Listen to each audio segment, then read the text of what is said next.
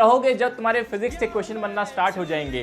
Welcome to day number 21 of complete physics through reels. तो आज का कंसेप्ट है बेटा about variation of G that is gravity with height. तो आपको एक फॉर्मूला याद रखना है मेरी जान, that is gravity at any height is equal to G not upon 1 plus H by are का होल स्क्वायर। और जी नॉट क्या होता है बेटा? It is the gravity at surface, जिसको आप 9.8 या 10 मान के चलते हो, ठीक है। और एक चीज और याद रखना, ये फॉर्मूला तभी वैलिड होता है जब हाइट बहुत ज्यादा होती है। हाइट आपके रेडियस के टर्म्स में होनी चाहिए, 2r 3r ऐसे होना चाहिए। चलिए गाइस, इसी साल का नीट पीवाईक्यू करते हैं।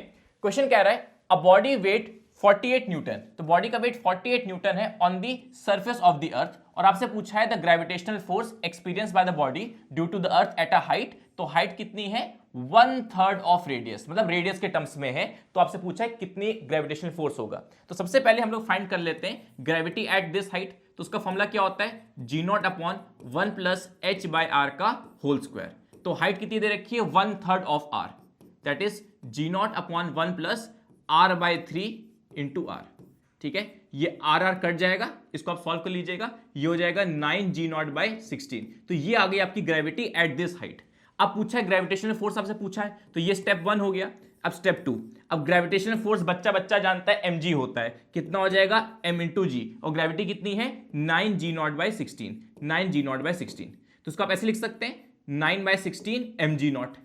और थोड़ा सा अगर बुद्धि है तो mg नॉट क्या होता है? mg not is the weight only. तो वेट एट सरफेस क्या होगा? mg नॉट ही तो होता है, यही तो वेट होता है।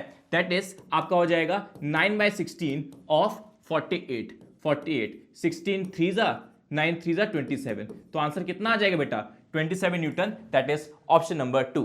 अगर कंसेप्ट समझ में आया तो मेरे को फॉलो कर लेना, इस रील को लाइक कर देना, ताकि ऐसे हवाओं में तुम उड़ते रहो और क्वेश्चन सॉल्व करते रहो।